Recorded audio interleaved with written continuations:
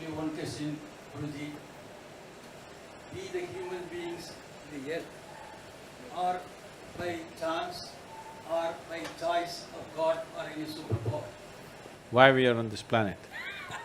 By accident or by design or a superpower? I think even the planet is wondering why the hell these human beings came here.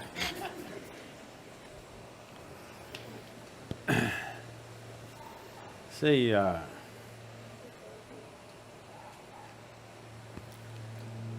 the solar system, the way it is, and so as the other universal systems, the galaxies, they're all happening because they arrive at a certain perfection of geometry. Geometry in the sense, right now this planet is going around the sun, it's found its perfect orbit, so it's going and going and going. Not powered by engine or something. See, the airplane is going, powered by engines, it's being pushed. This is not being pushed, this has just found a certain perfection of geometry and it's going on. The day it loses its perfection of geometry, if it loses the line of orbit, it's gone. So in this process, life happens on this planet, also involving this geometry on various levels. We say, in the yogic culture, we say, a human being is physiologically and in terms of brain has reached its peak physiologically. That is, after 1,000,000 years, you will not have a horn coming out of your head or something else, like the tail disappeared, something else will disappear. This cannot happen. We are saying this from a certain context. Today, the modern neuroscientists are saying similar things. They're saying the size of the neuron in the human brain can neither increase nor can the wiring inside can increase, because the physical laws don't permit it. The laws of physics do not permit it. I will not go into the detail of that. To put it very simply, how we see it is, your birth here, right now all life on this planet is solar powered, isn't it? Yes? It is the sun's energy which is doing all this. And also the revolutions and the rotations of the moon also has influence upon us. The very ocean is rising and falling with the movement of the moon. Only because our mothers' bodies were in tune with the cycle of the moon, we are born and we are here. Yes? If this 28-day cycle of the moon does not repeat itself in a woman's body, you and me wouldn't be born. So because it has reached that, we say physically, the physical laws have come to a certain place where life upon this planet cannot evolve further. You can make use of what you have in a much better way. Using the same technology, we had a dumb phone, then we had a smartphone, now we have an iPhone. Like this, we can go on improving it, how we use it. But the fundamental physical laws will not permit any further evolution of this creature. So did it happen by accident? No. The theory of evolution, you know Charles Darwin, who made a monkey out of you? Not me, him.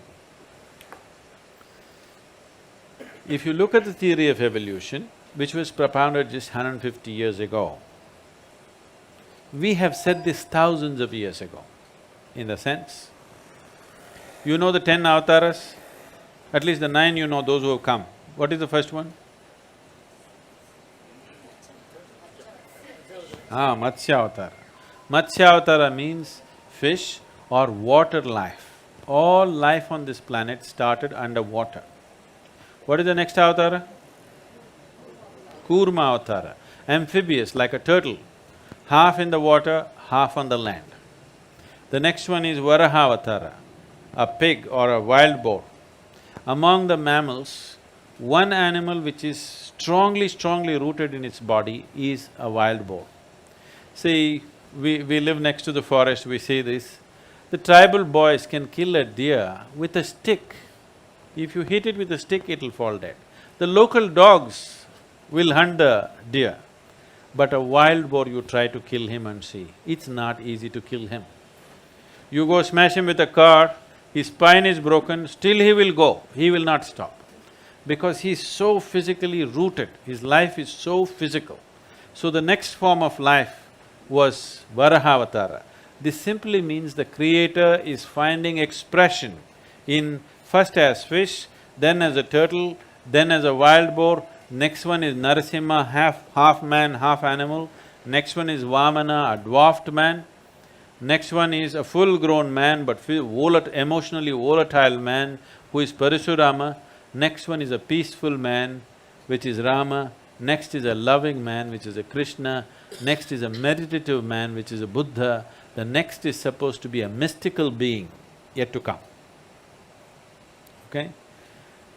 This is running very much in parallel lines with the Darwin's theory of evolution. Yes or no? It's in the same sequence, exactly in the same sequence. Darwin propounded his theory only 150 years ago. This was said 12 to 15,000 years ago. Adiyogi himself spoke about it. So, if you observe life, you can clearly see from what is inanimate, basic life formed. From that, life evolved. We've always seen it that way. Always we saw life evolved. Constantly, we are… in every temple you go, there is a snake, there are various symbolisms all around the place, because even today in your brain, one part of your brain is a reptilian brain.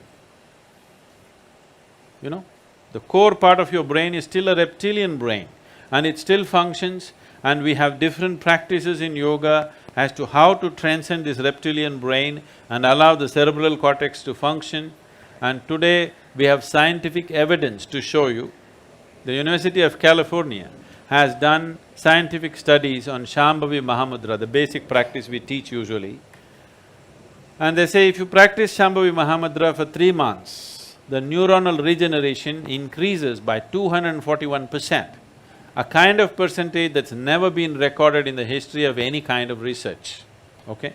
Just a simple practice for 21 minutes, 241% increase in your brain function and neuronal regeneration. This means as you grow old, you will become more intelligent. Usually young people think you're getting stupid. Yes, your brain is actually growing, you understand? It's getting better by the day. Now there is scientific evidence. We always knew this, but today a meter has to say it. If a man says it, it's not true. If a man says it, it's doubtful. But a meter has to say it. Now the meters are saying it. The meters are saying your brain is actually growing by doing a simple 21-minute practice. And you don't believe the meter. You just do the practice for 3 months and see, you will see how clear and how smart your mind is suddenly.